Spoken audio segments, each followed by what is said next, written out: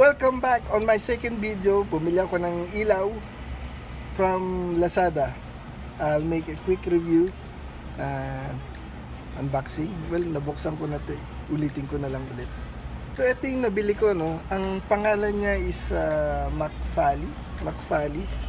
It's a 120 lumens. Tapos may plus. USB rechargeable aluminum light. Yan siya. I bought it for 319 pesos kasama na yung shipping. And nagtumingin kasi ako sa mall napakamahal. Wala naman tayong oras pumunta sa Quiapo para ito yung wala siyang kasamang charging cable. I think kasi hinuhugot yung likod nito, no, yung part na to. And then meron dong USB na saksakan.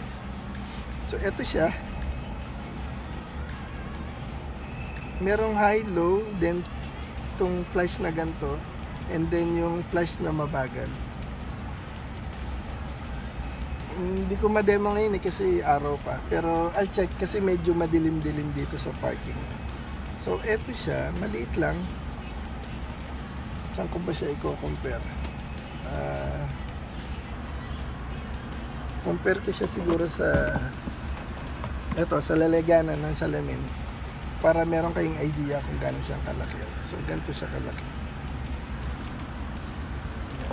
Palaglag. Ganyan siya kalaki. So, mga isang daliri ang haba.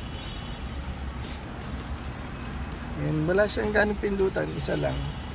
And then, meron siyang rubber na strap.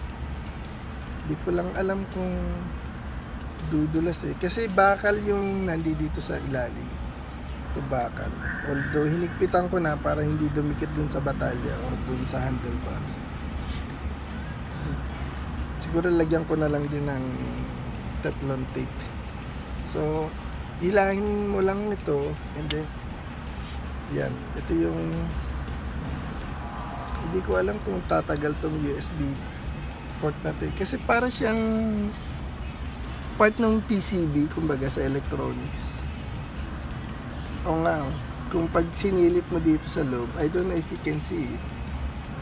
Pero hindi, parang isang, kumbaga sa mga bakal CNC. Well, siguro naman matibay. Mukha naman siya matibay. Kasi mahirap na, pag nasira to wala na.